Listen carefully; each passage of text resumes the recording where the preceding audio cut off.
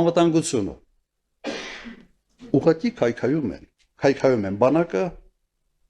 արդեն ենթադրաբար քայքայել են ռազմաքաղաքական դաշնակցությունը։ Երկրորդ, ինչ արվում ազգային ինքնությանը դուք տեսնում եք։ Հարձակվել են այդ ինքնության 3 ամենից կարևոր բաղադրիչների վրա։ Եկեղեցի, պատմություն եւ սիմվոլներ։ Պատմությունը իրական Հայաստան, պատմական Հայաստան, այդ անիմաստ անհասկանալի հակադրությունը եւ մյուս կոմպոնենտները չմանրանան։ Տնտեսական զարգացումը։ Երևի Հայաստանը առաջի երկիրն է, երբ տնտեսությունը զարգանում է, բայց աղքատությունը չի իջնում։ Ուրեմն ներառական չի։ Ներդրումային միջավայրը ուղղակի քայքայվել է։ Ինչ արվում Բաշիր ցանցերի հետ, ինչ է արվել Քաջարյանի հետ, պետական ռեկետը համատարած է, հատկապես խոշոր մեծ բիզնեսների նկատմամբ։ Սա այն իրավիճակն է, որը ունենք, եւ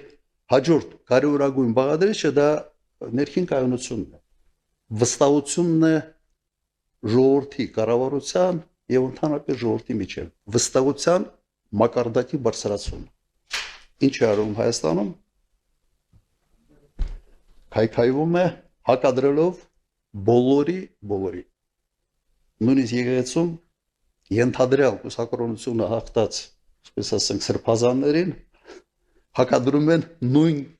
ձևով ենթադրյալ կուսակրոնությունը հաղթած սրբազաններին։ Նույնիսկ այդ միկրո,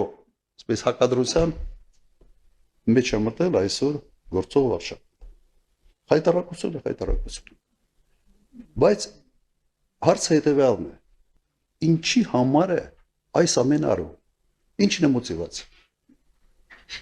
Արվում է ճիշտ հակառակը նրան, ինչը հմուտ պետության առաջնորդը